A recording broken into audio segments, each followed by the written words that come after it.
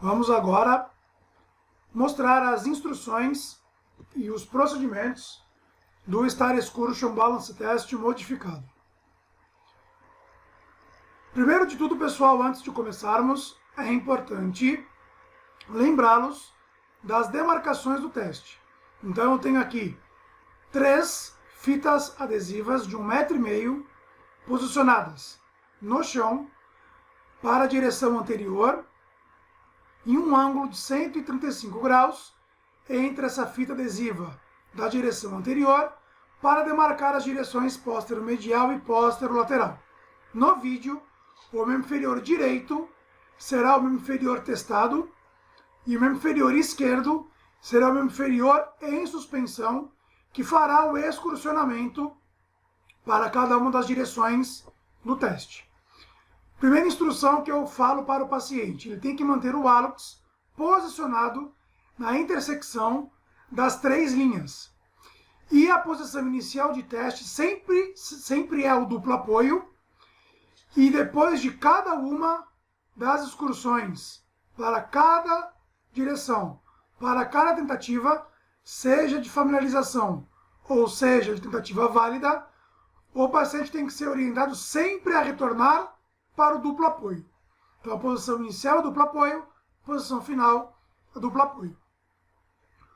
A segunda orientação, o calcânio, tem que se manter sempre em contato com o solo para todas as tentativas, para todas as direções. Se o calcânio ele for retirado do solo, ou se o hálux do membro inferior direito sair da posição de teste, a tentativa não é considerada válida. Uma segunda orientação importante: não há um consenso quanto ao posicionamento das mãos.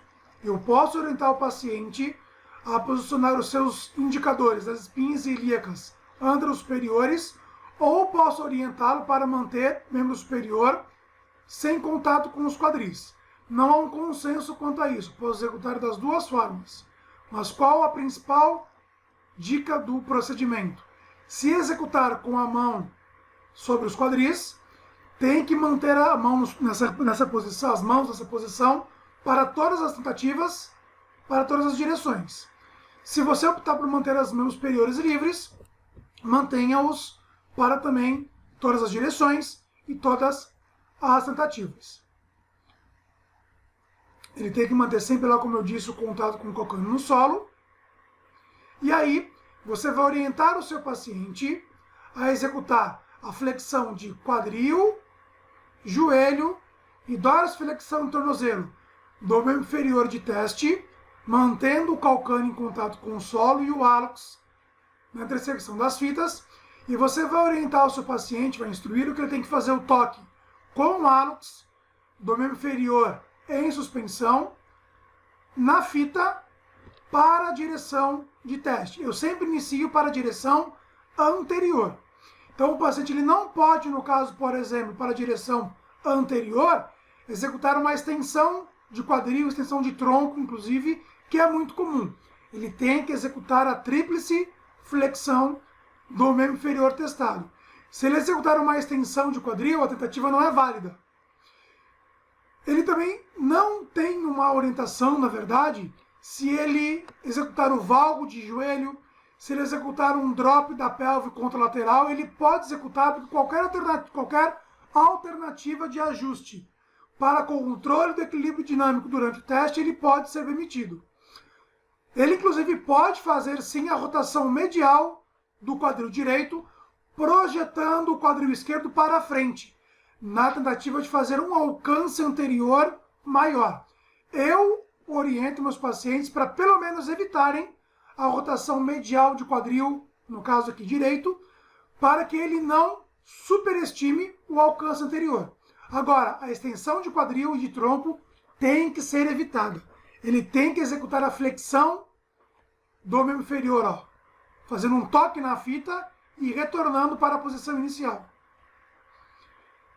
Lembrando, o paciente ele tem que executar de 4 a 6 tentativas de familiarização. Olha lá, flexão de quadril, joelho e dorsiflexão do tornozelo. Eu, no caso aqui no vídeo, fiz 6 tentativas para familiarização.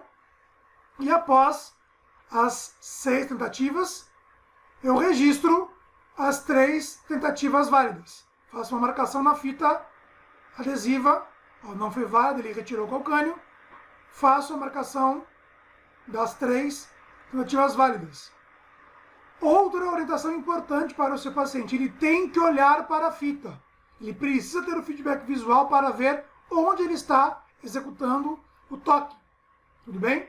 E também é importante que você oriente o paciente que mesmo nas tentativas de familiarização, como nas tentativas válidas, ele tem que tentar fazer o alcance mais distante que ele puder na fita para aquela direção. Então ele tem que fazer o excursionamento o mais distante possível, buscando o máximo de alcance possível para aquela direção em todas as tentativas.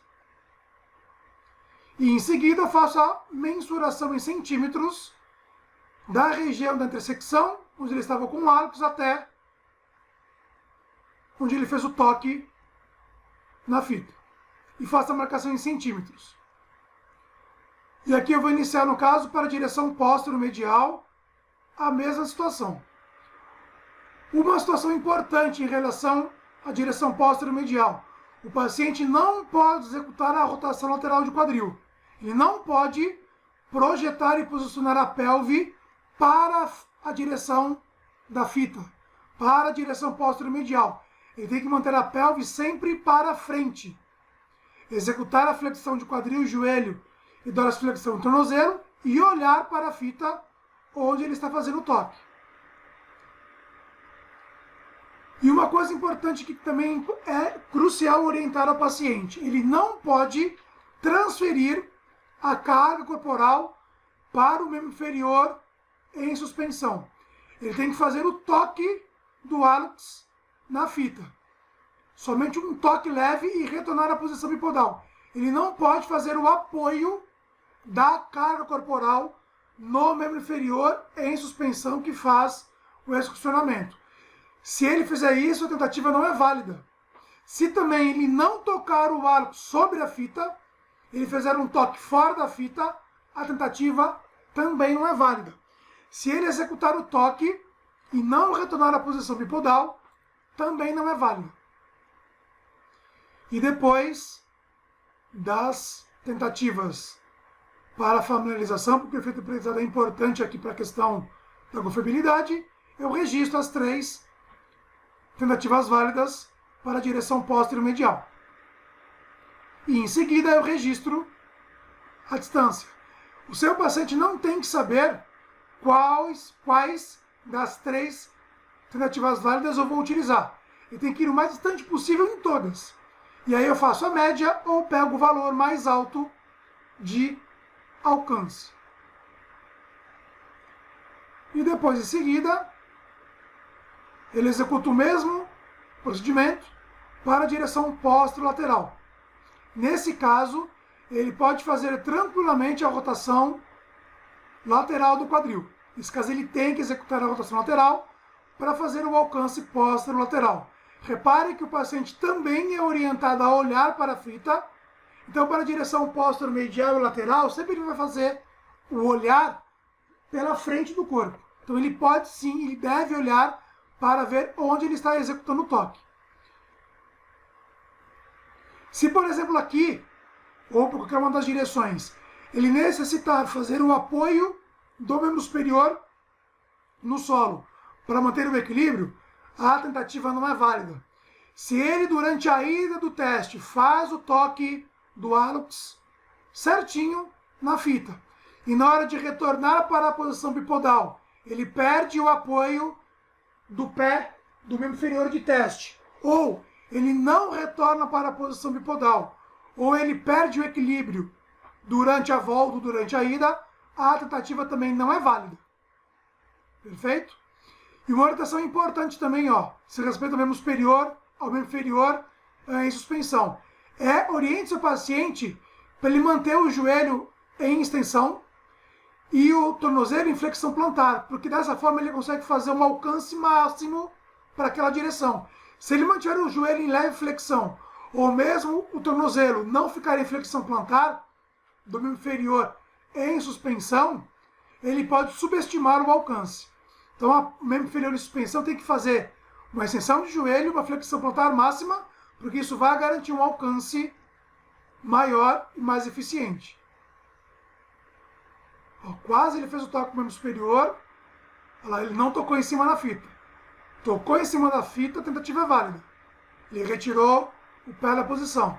Então, sempre, pessoal, familiarização e válida tem que ser executada exatamente como os procedimentos. E aí eu faço a marcação na fita adesiva das tentativas válidas. Não tocou na fita, percebeu? E aí eu vou lá e faço também a medida da distância e registro em centímetros o alcance das 3 tentativas válidas. Uma coisa que é importante também dizer, pessoal, vocês repararam que eu fiz primeiro familiarizações, depois válidas para a direção anterior, depois repetir esse procedimento para a direção póstero-medial e repetir esse procedimento para a direção póstero-lateral. Algumas pesquisas, elas fazem o procedimento um pouco diferente, que também pode ser feito. Eu posso executar todas as tentativas de familiarização, primeiro, para as 3 direções. Então eu executo familiarizações para a direção anterior, póstero-medial e póstero-lateral do membro inferior de teste. E em seguida, eu executo as 3 tentativas válidas para a direção anterior e registro, póstero-medial e faço o registro, póstero-lateral e faço o registro. As duas formas, como eu fiz no vídeo ou como comentei agora, são válidas. Qual é a questão mais importante? Se optar por uma das duas, execute o mesmo para o membro inferior contra o lateral, para se manter com fiabilidade e ter o mesmo procedimento para registro do alcance e do equilíbrio dinâmico. As duas são válidas. Perfeito?